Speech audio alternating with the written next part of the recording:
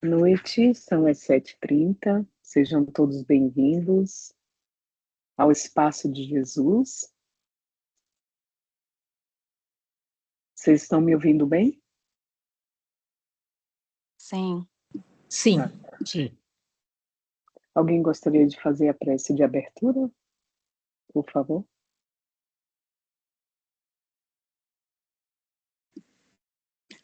Imploramos-te, Pai, para que ilumines o nosso entendimento, a fim de que o novo paradigma que é o Espiritismo possa nos renovar por dentro, fazendo de nós seres completistas por termos dado cumprimento integralmente à nossa proposta reencarnatória, graças à luz e à força que recebemos da terceira revelação. Que assim seja. Que assim seja.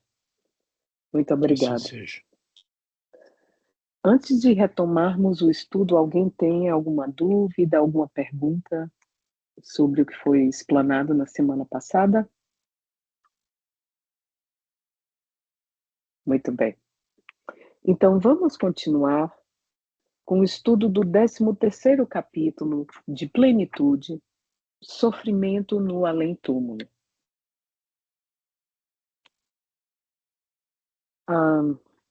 Nós vimos na primeira parte do capítulo como a mente cristalizada, estacionada em seus próprios processos, em conteúdos materiais, fixadas, né, nas vivências materiais, acaba por levar toda essa bagagem para o mundo espiritual mediante a passagem pelo fenômeno da morte, e essa energia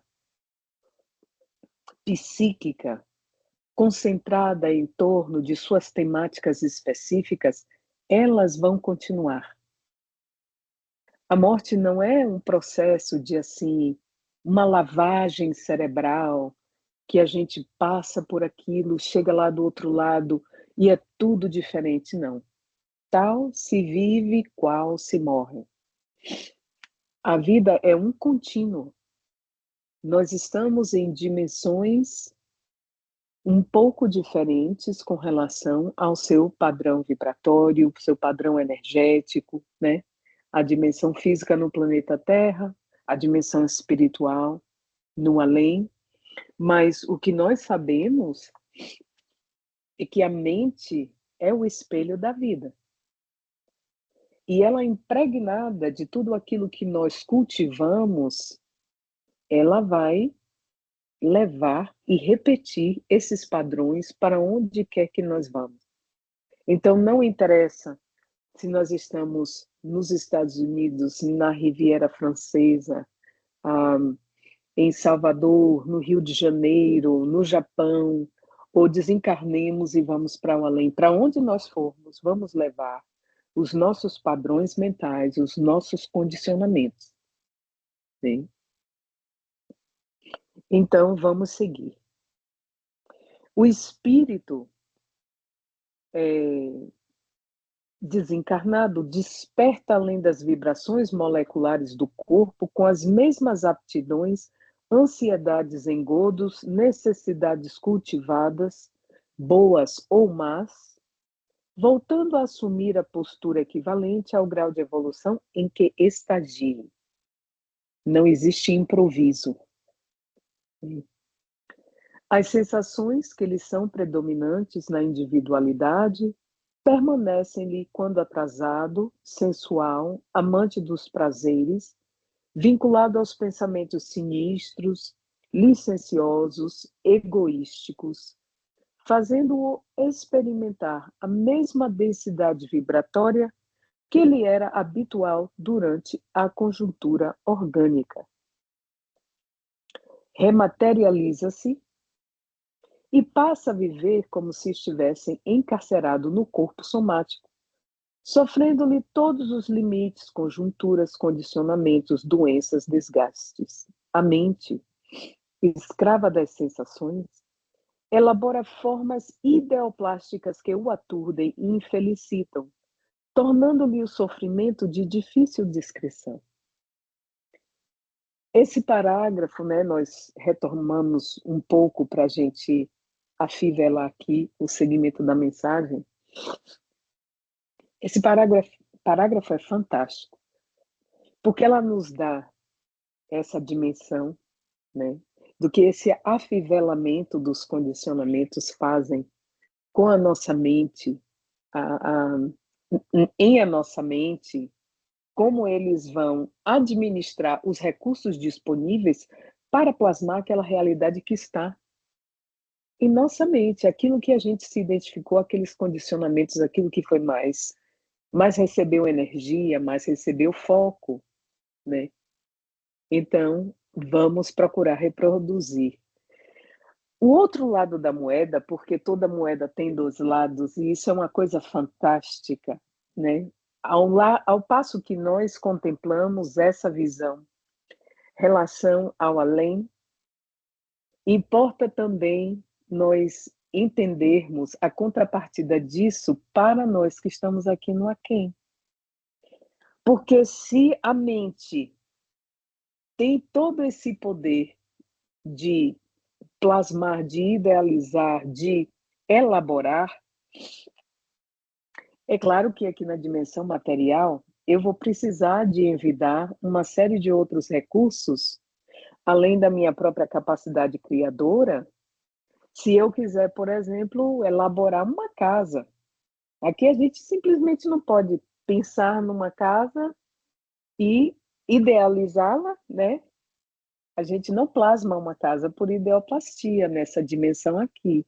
A gente precisa da ajuda de um arquiteto, de um engenheiro civil, de um mestre de obras, e vamos aos materiais de construção. Então, dentro dessa dimensão, o processo ele é um pouco mais laborioso.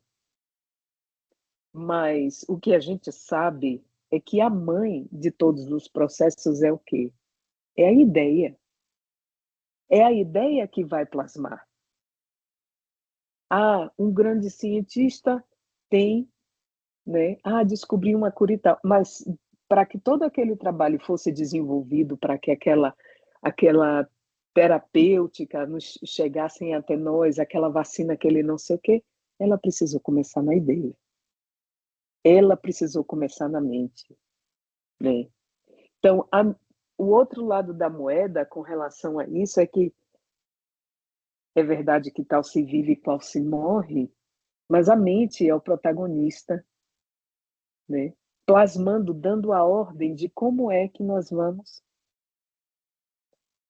Aquilo que a gente cultiva, a mente vai elaborar e vai dar a ordem. É um caminho estabelecido pela natureza.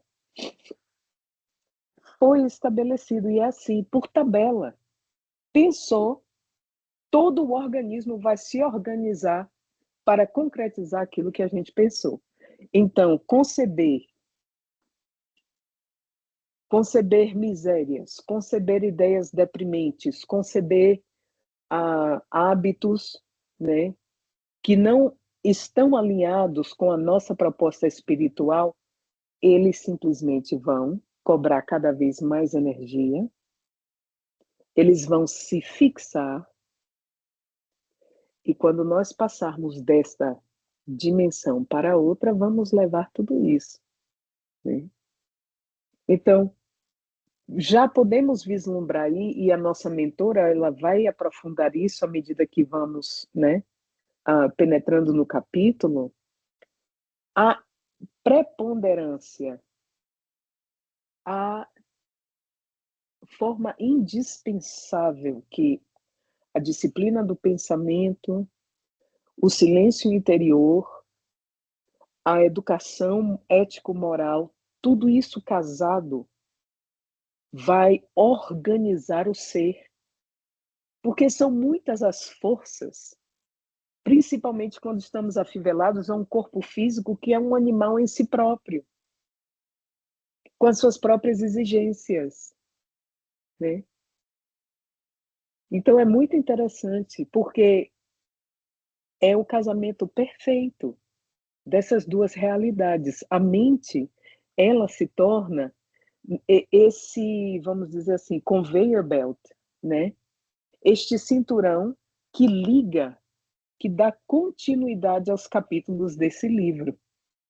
Então, o quanto antes a gente procurar se disciplinar em hábitos de bem viver, em nos educarmos ético-moralmente, em desenvolvermos o silêncio mental, em procurar vivermos com presença.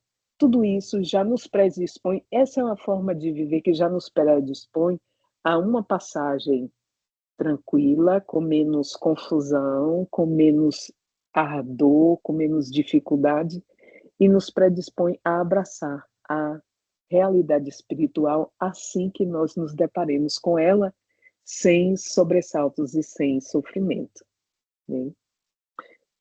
Alguma pergunta até aí ou algum comentário? Ok. Então, o espírito nessa situação em que a mente está escrava das sensações, vai tentando plasmar a sua realidade, a repetir, né, a sua realidade. Tenta o contato com os familiares e amigos que ficaram, e eles não se apercebem, o que lhe inflige dores morais superlativas, levando-o à loucura, à agressividade, ao desalento. Em alguns momentos esbraveja e exaure-se, entregando-se aos paroxismos do desespero e desmaia, para logo recomeçar sem termo, até quando brilha na consciência entenebrecido o amor, que o desperta para outro tipo de sofrimento, o do remorso, do arrependimento que conduz ao renascimento para a recuperação, sob os estigmas da cruz que traz esculpida na existência. Então, vamos desempacotar aqui esse conteúdo. Por identificar, por mais entorpecido que esteja, que a realidade, embora ele coloque toda aquela energia para que aquela realidade ela continue sendo o que sempre foi, o que é impossível, o indivíduo se frustra, né? E nesse frustrar-se, ele, mal educado emocionalmente, mal educado psiquicamente, sem estrutura para lidar com as próprias frustrações, né? Ele aí engendra todo um repertório de emoções perturbadoras. Daí corre para lá, corre para cá, esbraveja, tem aqueles lampejos, horas chora por medo, horas chora por saudade, horas chega um ponto em que aquilo, né, desencadeia aquela rebeldia. Vemos isso muito belamente narrado em Nosso Lar, né? André Luiz, ele nos dá testemunho da sua experiência, né? Que aquele estrugir das emoções, em que você está lidando com um local perturbador, emoções perturbadoras, aquilo atinge um ápice, a pessoa aí, né, o toque maternal de Deus, a gente aí cai naquele sono breve, atormentado, mas não deixa de ser um breve intervalo naquele desespero todo, né? São tantas as instâncias em que a nossa mente, o nosso psiquismo, ele engendra esse tipo de sono, esse tipo assim de interrupção daquela atividade frenética para nos proteger, né? Para nos resguardar de causar danos, ah, não vamos dizer irreversíveis, porque não temos esse conhecimento, mas sabemos que quanto mais intensa e quanto mais contínua a atividade das expressões negativas, mais profundo o dano e mais difícil a gente restabelecer a sanidade, né? A gente restabelecer o bem-estar. Até que, depois de passar por esses reiterados ciclos, né, o indivíduo começa a cair em si, porque a lei de Deus está escrita na consciência. Então, de tanto lutar para repetir aquela rotina anestesiante e não conseguir, se rebelar, dorme e acorda. Depois de múltiplos ciclos disso, então a voz da consciência começa a se fazer ouvida, né? Porque para manter o fogo você precisa ter lenha. E nesses ciclos eles são muito exaustivos. Vai chegando um momento em que você já não tem lenha para colocar naquela fogueira.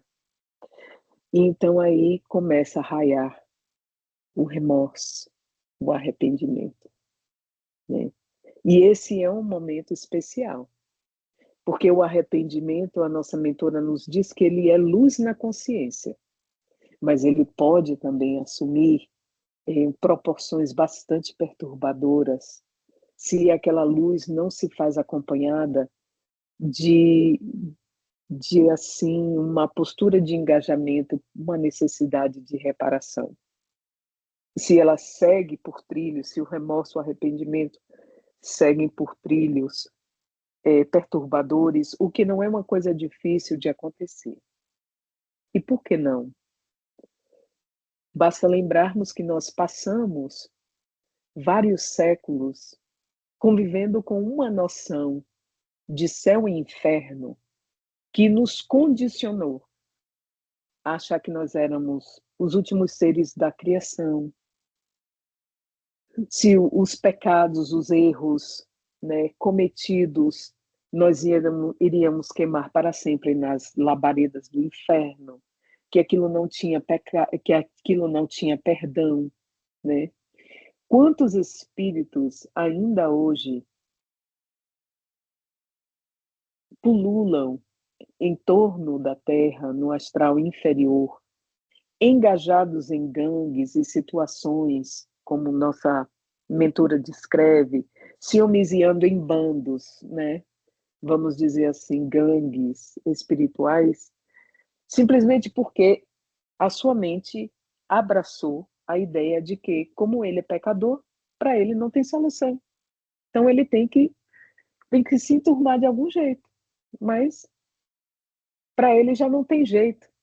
Então tem muito espírito ignorante que teve uma vivência, né, caracterizada por esses condicionamentos, afivelada a vícios e a condicionamentos, mas quando você vai ver, muitas vezes no diálogo, numa reunião mediúnica, essa crença de que uma vez pecador, para você não tem remissão, ela está sempre presente.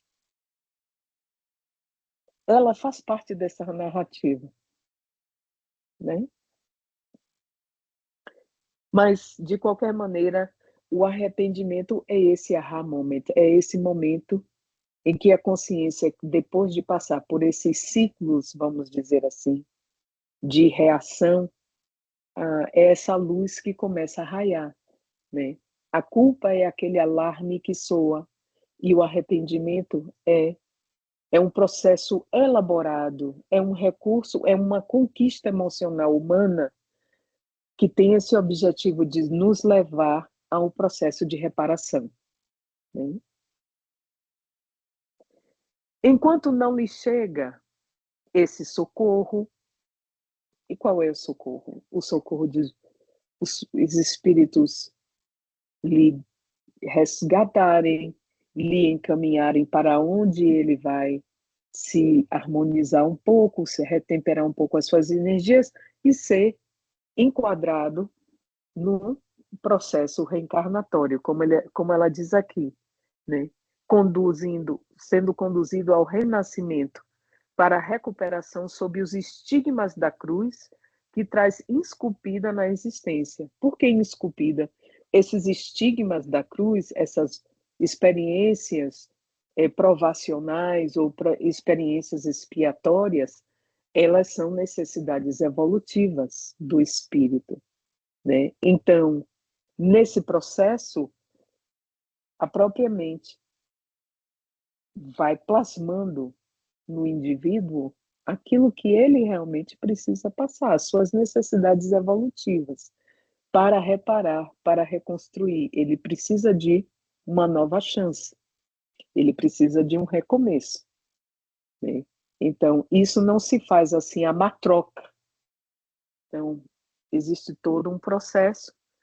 É preciso que o espírito seja socorrido e levado, recambiado para que esses processos ocorram de uma forma ordenada. Enquanto isso não ocorre, muitas vezes eles se unem em magotes de desesperados, são grupos, são bandos, que constroem, entre aspas, regiões dantescas, onde se homiciam e prosseguem o assodar das penas que o automatismo da lei, neles próprios, como em todos nós inscritas, impõe. A lei de Deus está escrita na consciência.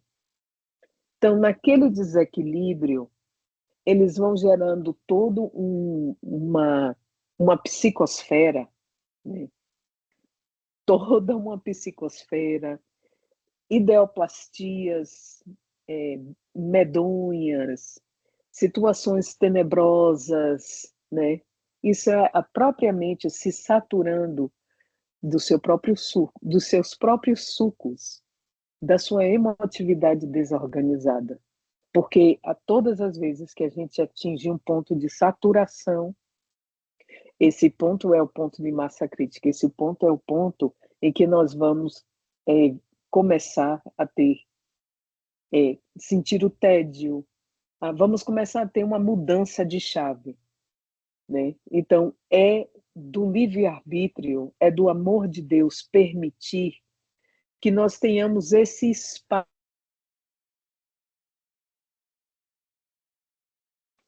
como o cercado que a gente coloca as criancinhas no playground, na escolinha, né?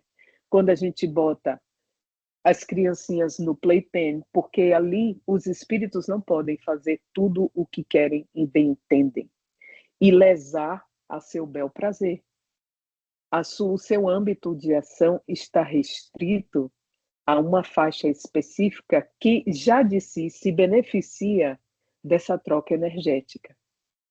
Porque quanto mais a gente investe em se afivelar com as emoções inferiores, com os processos inferiores da vida, mais dor a gente sente, mais culpa, mais os processos emocionais de retorno ao rebanho, de retorno ao redil, mais dolorosos esses processos serão, mas eles acontecem. Existe sempre um ponto de saturação, porque é da lei de evolução, é da lei de progresso, né? Então, até que eles sejam encaminhados para um processo reencarnatório, então existem esses dispositivos, esses comportamentos que são elaborados no astral inferior. Então, estamos vendo que isso não é uma área que o astral inferior, com seus múltiplos estratos vibratórios, porque tem de tudo, ele não é simplesmente um espaço que Deus designou a fealdade para aqueles que não se comportam do jeito que ele quer, porque isso é uma atitude bastante assim, medíocre, né? Uma atitude rasa, o Criador jamais teria.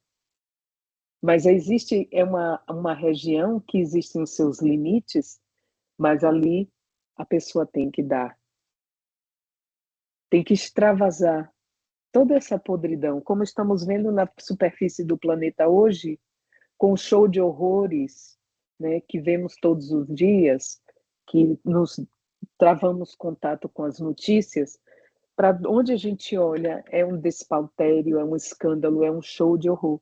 Então, é necessário que esse escândalo venha à tona, como disse Jesus, mas há daquele através do qual, porque você não causa o escândalo e não lida com as consequências dele, né?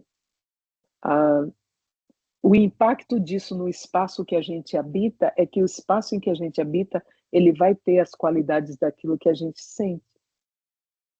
Então, se os espíritos estão num estado de desarmonia com essa faixa vibratória, despreparo, ignorância, a insalubridade generalizada, é claro que a sua mente só vai plasmar conteúdos aberrantes. E todo o entorno vai se caracterizar por esse imaginário aberrante. Então, árvores retorcidas, paisagens deprimentes, paisagens ermas. Por quê? Porque a vida, o verde, a vitalidade, ela não estua onde está essas emoções perturbadoras. Né? A gente precisa sempre fazer essa escolha, essa distinção. Até aí, alguma pergunta, algum comentário? Não? O sofrimento nessas regiões decorre dos atentados perpetrados com a anuência da razão. Ninguém se evade das consequências dos seus atos, como planta alguma produz, diferente fruto da sua própria estrutura fatalista. Não vamos colher uvas nos sarçais, não vamos colher banana numa jaqueira. Né? A semente ela já vem programada para produzir um fruto específico. Nós não tiraremos dali.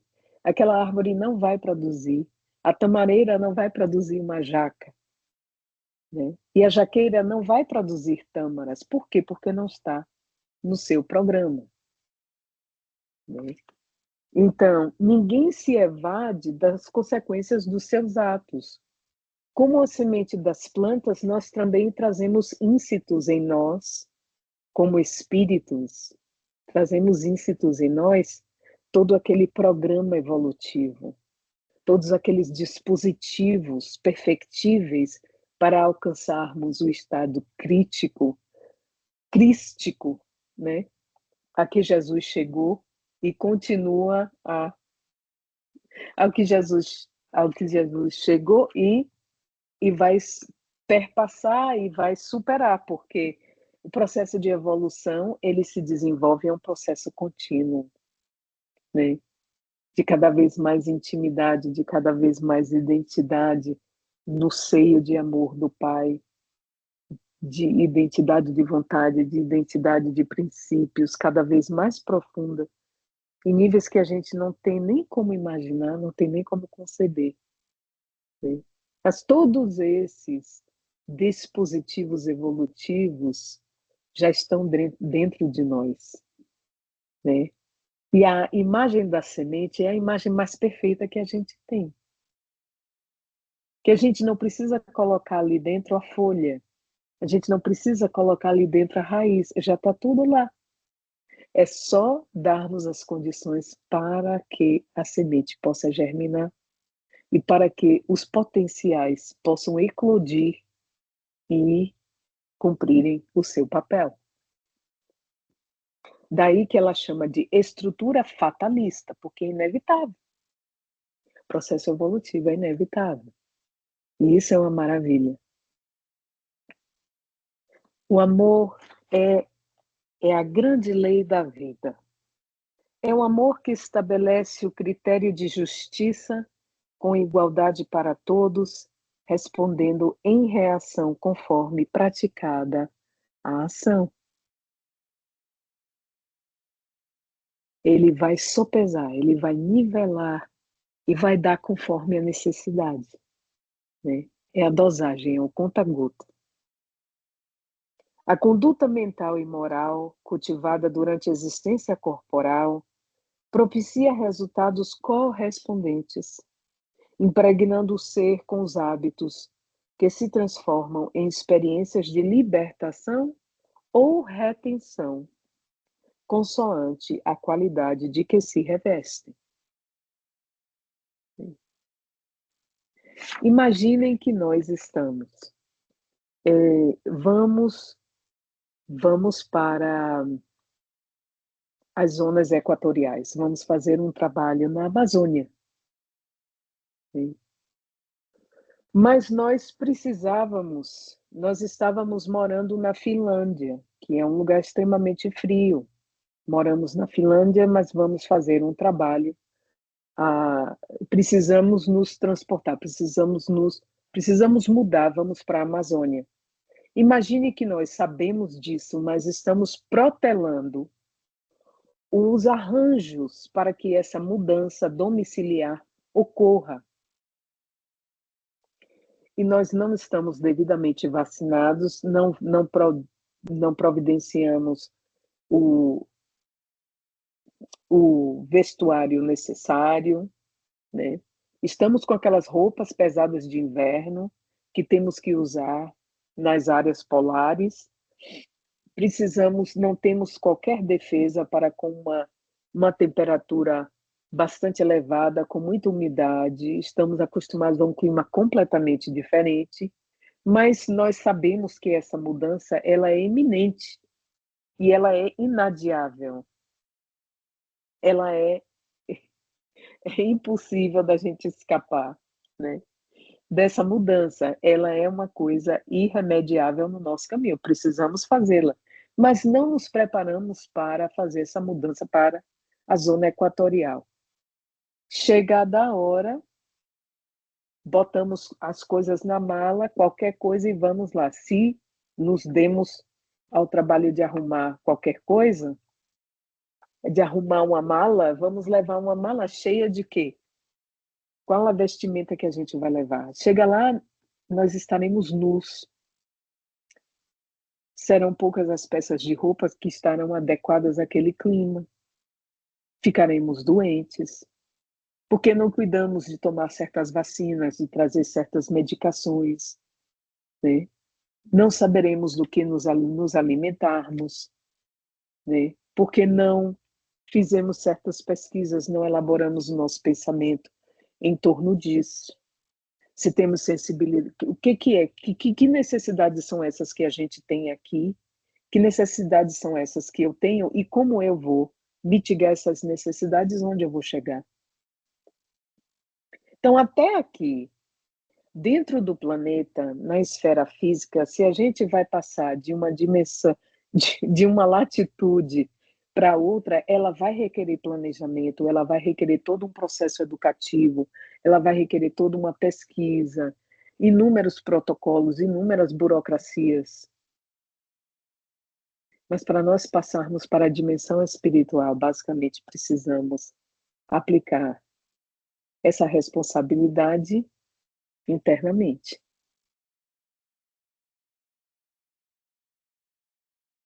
Esse preparo. O que é que eu vou botar nessa mala? O que é que eu vou levar? O que é que eu estou fazendo com a hora que passa?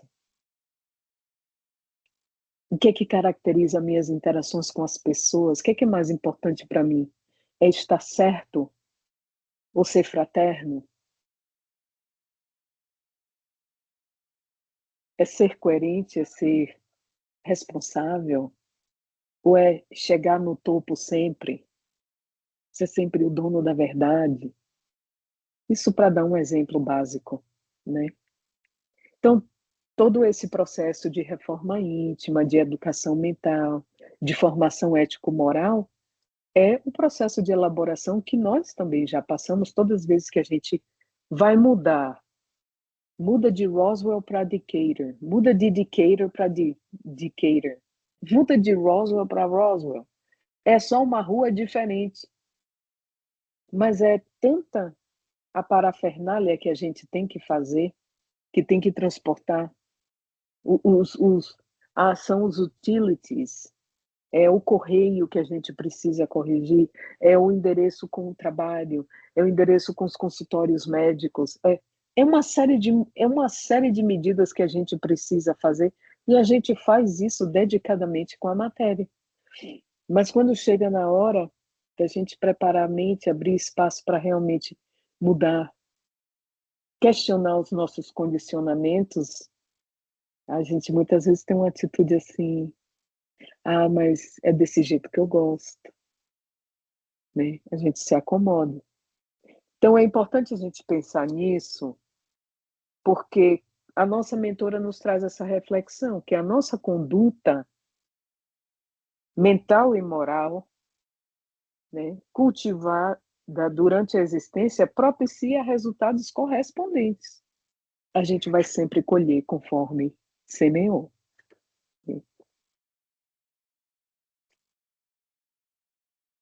Algum comentário, alguma pergunta? Não? Vamos lá, então. O prolongamento da vida após a morte física faz-se com as mesmas características, resultando as fixações como futuros critérios de comportamento. Porque a mente viciada gera necessidades que não encontram correspondente satisfação. O sofrimento é a presença constante naqueles que se enganaram ou lograram prejudicar os outros. Ele se caracteriza por um bloqueio do fluxo das energias divinas. E esse bloqueio ele não existe apenas no corpo, até porque tudo que acontece no corpo decorre dos fluxos energéticos do espírito. E como essas energias estão sendo administradas e direcionadas, né? Então, as fixações agem como futuros critérios de comportamento, né? Onde nós colocamos que aquilo se fixou, significa o quê? Que recebeu muita energia. Aquilo foi vivificado. É um hábito que se tornou arraigado. É um valor que foi cultivado constantemente. Então, através desse tipo de investimento energético, e a gente vai elaborando a própria identidade e adicionando a ela essas fixações, quanto mais fixas, mais forte o tipo de influência que vai exercer na nossa vida para a próxima encarnação, né? É assim que muitas vezes a gente acaba impedido de ter possibilidades de estudar. Imaginemos que um grande cientista, uma pessoa de grande saber, que poderia ter feito muito bem espalhando aquela mensagem, compartilhando aquele conhecimento, sendo um profissional solidário e generoso com a sua riqueza, porque tudo nessa vida é tesouro, tudo que é dom, tudo que é talento é riqueza, precisa ser administrada. E todo aquele que represa a sua riqueza, qualquer talento que seja, quando poderia colocar em serviço de uma maneira proveitosa para si e para os demais, isso se caracteriza como uma forma de avareza. Então, quanto mais amealha conhecimento, quanto mais sobe, quanto mais cresce e mais se fecha em si mesmo e menos comparte, é muita energia que é colocada nisso aí. É uma fixação. Fixação de diversas práticas, de diversas atitudes, sentimentos, enfim. É um pacote energético, né? Então, a vida da pessoa se fecha em torno daquele único objetivo, é quase uma monoideia,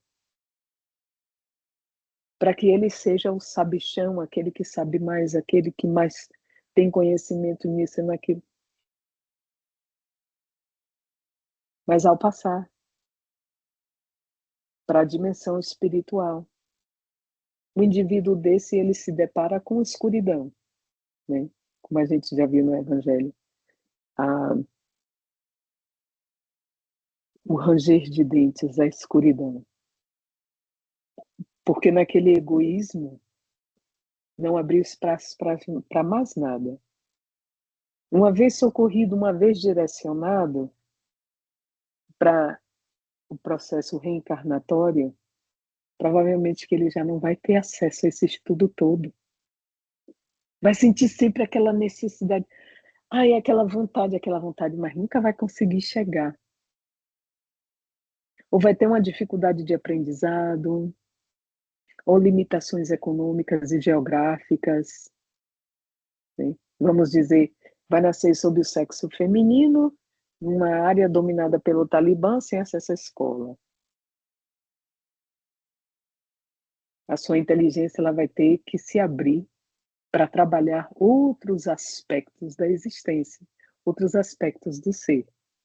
Então, esse é um exemplo assim, um pouco rude, para a gente visualizar essa questão de como é que aquilo que a gente fixa acaba gerando um critério futuro para a elaboração dos próximos capítulos dessa novela, desse livro, desse grande livro da vida, né? Alguém gostaria de adicionar algo mais? Perguntas, comentários? Né?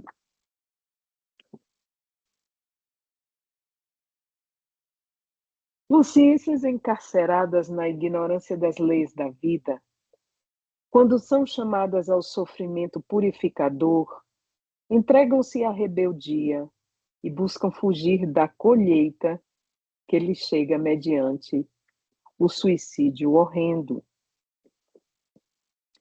Para a própria desdita, mais dolorosa, encontram a vida que ultrajaram com o gesto desvairado, somando as novas dores, a frustração por constatarem-se como indestrutíveis, e as aflições decorrentes do ato praticado, que produzem dilacerações no perispírito que passa, então, a sofrer males que não conduzia. Além desses, que estão na sua realidade espiritual, as consequências infelizes, tais a dor dos familiares ou a revolta que neles se instala, o exemplo negativo que estimula outras futuras defecções, os problemas que recaem sobre os que ficaram, produzindo-lhes sofrimentos inenarráveis que se arrastam por decênios largos até o momento de retorno à Terra com as marcas da deserção. Esse capítulo da rebeldia, ele atinge o ápice nos processos suicidas. Porque não fica apenas aquela crise que engendrou o ato de se evadir do processo da existência. Mas a isso soma-se é tanta a dor que se soma, é tanta dor. O capítulo do suicídio, ele precisa ser lidado com muita compaixão e com muita oração, porque se já é difícil nós termos as dificuldades que temos, se já é difícil lidar com certos sofrimentos físicos e ou morais, quando nós adicionamos toda a carga que resulta, que está envolvida com um ato desses, é superlativo, o sofrimento é superlativo. Falamos aqui em padrões mentais, numa mente que está e como essa energização, esse colocar o foco em algo, ele dita parâmetros para a nossa existência no presente e para o nosso funcionamento no além, no futuro, né? Estudamos aqui como essas fixações mentais estabelecem critérios futuros. Então, um ato é aquela emoção represada no desespero, na rebeldia.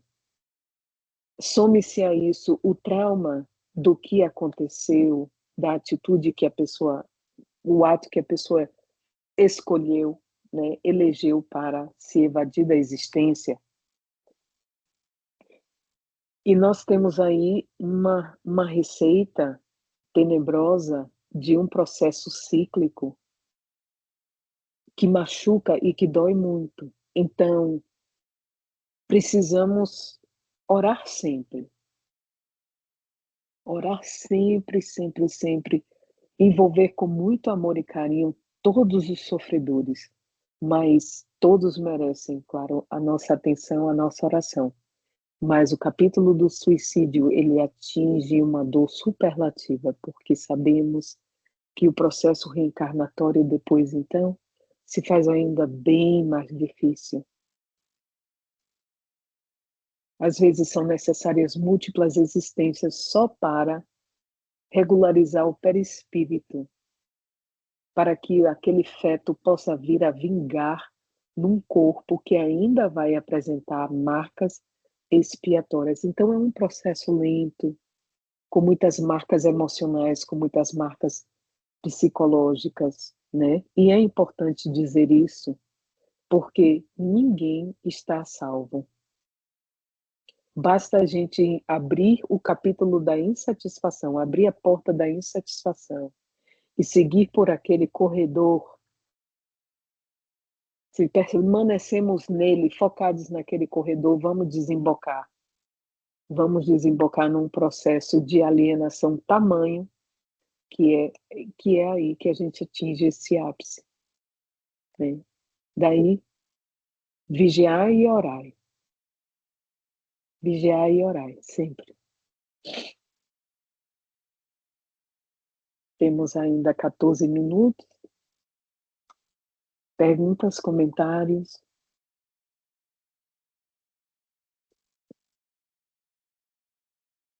Noutros casos, buscando fugir às enfermidades degenerativas, outras pessoas recorrem à eutanásia, na ingênua perspectiva de sono eterno sem despertar, quando tudo fala de vida, de atividade, de progresso. O letargo que buscam é povoado de pesadelos sombrios, presenças espirituais impiedosas que lhes invectivam o ato e os atormentam sem descanso. Ou seja, vão condenar, vão acusar, como fizeram a André Luiz, ele também relata isso em Nosso Lar, né?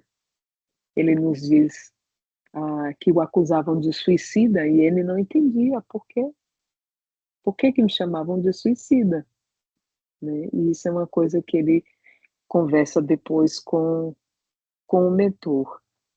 Esse caso aqui da questão da eutanásia é um caso muito sério, porque na atualidade, quando nós vamos caminhando com a expectativa de vida humana, os progressos que temos tido, tem alargado bastante essa expectativa de vida. E as doenças neurodegenerativas, como Alzheimer, Parkinson, elas são realmente assustadoras, né? Uma proposta racional, sem fé, olha para uma pessoa idosa,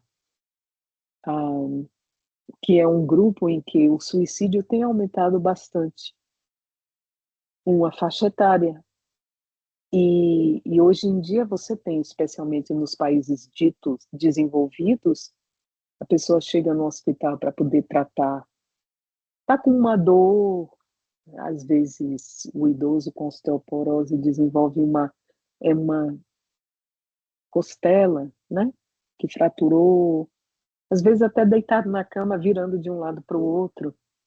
Ah, e essas coisas acontecem. Então, eu vi um relato recentemente de uma senhora que foi ao médico porque estava sentindo uma dor e chegou no hospital para poder tratar disso e uma das primeiras coisas que foram perguntadas a ela é se ela tinha interesse em, em aquela eutanásia, né? É aquele processo de morte assistida. E essa senhora ficou estupefata, porque ela disse: eu não estou interessada, eu quero viver. Eu vim aqui para pedir ajuda para minha dor, eu não estou pedindo a vocês para, né, para me usurparem o tanto de vida que eu ainda tenho. Eu quero viver. Ela disse isso na sua entrevista: "Eu quero viver". Então, assim, a pessoa chega, que mesmo que fosse um processo grave, processo degenerativo, a gente sabe que a gente não pode, não tem esse direito, né. Mas você imagine você chegar para cuidar de uma dor, só um minutinho, minha irmã, você imagine chegar no hospital para cuidar de uma dor, e a pessoa coloca como se aquilo fosse assim: "Ah, você gostaria de doar sangue?". É uma coisa absurda, mas acontece no mundo de hoje. Pois não, Cláudia? Minha irmã, várias coisas. E o problema é que na nossa sociedade hiper comercializada, esse agora é um serviço que eles estão vendendo. É. Porque tanto a eutanásia como o suicídio assistido, eles cobram um bom dinheiro. Uhum. Ok?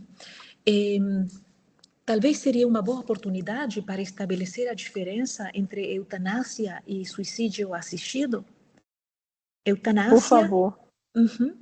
Eutanásia, como você sabe, é quando o médico administra a poção letal. Suicídio assistido é quando o mesmo enfermo toma a poção letal num contexto hospitalar.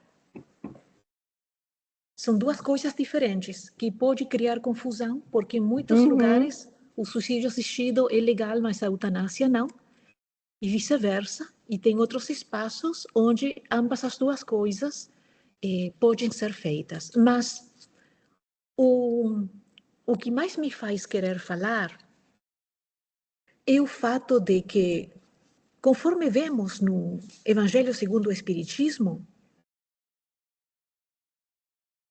o suicídio, seja na forma de suicídio assistido, suicídio perpetrado ou a eutanásia, é a coisa mais racional de se fazer, dentro de um paradigma materialista. Especialmente na época dos direitos individuais e da agência que cada um de nós tem cada vez mais a respeito da própria vida e do próprio corpo, por que eu não escolheria quando morrer? Como morrer? Que tanto eu estou disposta a sofrer? Como é que eu quero utilizar o dinheiro que eu acumulei ao longo da vida? Eu quero dar para os meus filhos, eu quero dar para os meus netos, para garantir a educação deles, ou eu quero dar para os médicos e os hospitais, só para não ter qualquer qualidade de vida, igual não consigo sair dessa cama, nem se fale arredar um pé fora de casa. Então, mais uma vez vemos como o conhecimento visceral da estrutura imortal da personalidade humana é o divisor de águas. Porque se nós não sabemos que a vida continua, ou mesmo se temos dúvidas de que a vida continua, eu confesso a você, se eu não fosse espírita, eu estaria militando para o suicídio assistido ou a eutanásia como um direito. Tanto quanto é um direito de ter propriedades, o direito de você acreditar em Deus da maneira que você quer, porque para mim é absolutamente racional, num contexto materialista. Uhum. Então, até nisso, o Espiritismo vem nos ajudar, vem nos assistir para que não interfiramos com argumentos lógicos num contexto materialista, mas total e absolutamente incorretos, num contexto de verdades eternas. E esse que é o máximo perigo, porque quando você escuta todas as vozes que estão se levantando, América Latina agora também. Uruguai, por exemplo. Uruguai agora tem eutanásia, mas só para os uruguaios. Se um argentino quer se eutanasiar, tem que ir para a Suíça, tem que ir para Oregon, tem que ir para outros lugares onde eles não só fazem isso para os locais, sino que fazem isso para qualquer um que tiver uns euros para pagar. E não é pouco, é bastante. Mas isso, de novo, isso faz sentido. Se você não entendeu Faz que a sentido, vida é energia, porque a matéria é energia congelada, congealed. A eutanásia e o suicídio assistido fazem sentido e faz todos os sentido. argumentos que são colocados acima da mesa são lógicos, são justos, são racionais. É muito difícil você argumentar em contra desses argumentos. Porque aí então já entramos no terreno da crença. E aí no terreno da crença nunca vamos concordar uns com os outros, porque uma coisa tão pessoal é intransferível. Daí da importância de nos conscientizarmos as pessoas que a vida continua, porque a vida é energia e a energia é simplesmente indestrutível. O princípio de Lavoisier, a energia não pode ser criada nem destruída, só pode ser transformada. Então, se o antecedente, se a essência da matéria, orgânica ou inorgânica, tanto faz, é a energia, e a energia não pode ser destruída, a energia inteligente, ou seja, o espírito, ou seja, a alma, ou seja, o centro da vida, continua. E todos os nossos padeceres, todos os nossos problemas, todas as nossas agonias, todos os nossos sofrimentos têm um caráter purificador. Então, suicídio assistido, eutanásia é equivalente ao preso fugindo da cadeia. Quando é reapreendido, vai ter uma sentença muito mais cumprida e muito mais cruenta. Então, nada há de mais truculento do que a ignorância. Por isso que grupinhos como nós têm uma grande importância na vida, porque talvez aqui somos 6 gatos encarnados, mas não dá para contar os desencarnados que estão nos escutando, que vão reencarnar, se Deus quiser, já com a convicção, com o entendimento profundo de que fugir da cadeia jamais será um plano bom, não interessa o valor dos argumentos fora de contexto.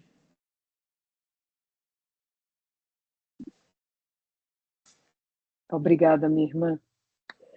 Você estava tecendo esse comentário e o que me veio à mente foi: temos hoje em dia tantos relatos de experiência de quase morte, né? Os EQMs que têm enriquecido muito e aberto olhos dos nossos irmãos que ainda não têm uma vinculação de fé, uma crença, uma religiosidade, mas têm médicos, cientistas, pessoas, né, passando por essas experiências, publicando seus livros e muitos relatos. Então, isso também é obra da providência divina para nos ajudar a combater essa epidemia, essa pandemia da fuga, né? Pode falar. Temos um Então, minutinho só. nesse contexto, o pior é que o cego voluntário não tem pior cego que aquele que não quer Não quer enxergar, ver. para não quer ver, para não ter que assumir a responsabilidade e não se ver forçado a ter que mudar de maneira de gerenciar a vida pelo trabalho, pelo esforço, pelo empenho constante que isso implica. Reconhecemos, mas não há outro caminho. Então, mesmo com cientistas, mesmo com médicos, eu acompanho todo esse movimento. A quantidade de médicos que eles próprios têm tido essa experiência já não cabem na mesa, Geo. É A muito mesa vai grande, de ponta. Antes você tinha 2 mulheres, depois 4 mulheres, depois 4 mulheres e um homem, depois 4 mulheres e 3 homens, agora 10 mulheres e 11 homens, e já não tem. Já o povo fica lá nas cadeiras, lá no público, porque não tem espaço no cenário para tanto médico que passou por isso. Mas a teimosia é uma casca muito grossa que só um sofrimento insuportável consegue quebrar. É verdade. Muito obrigada. E com isso nós chegamos ao fim do nosso horário. Obrigada a todos pela participação. Vamos encerrar com a nossa oração. Alguém gostaria de proferi-la, por favor?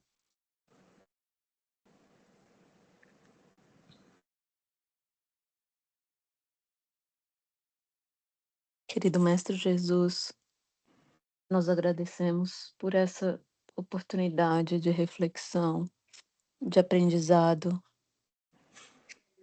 que possamos lembrar-nos durante essa próxima semana de que Tu nos guia e que não há nada que aconteça que não seja permitido pelo nosso Pai. Dai-nos a força e a coragem e a certeza de que Tu sempre estás conosco. Assim, agradecemos a presença de todos os irmãos encarnados, desencarnados, dos nossos mentores espirituais e da casa também, pedindo permissão para encerrar os estudos dessa noite. Que assim seja. Que assim seja. Que assim seja. Obrigada, Obrigada, maninha, Mari. belíssimo. Linda oração.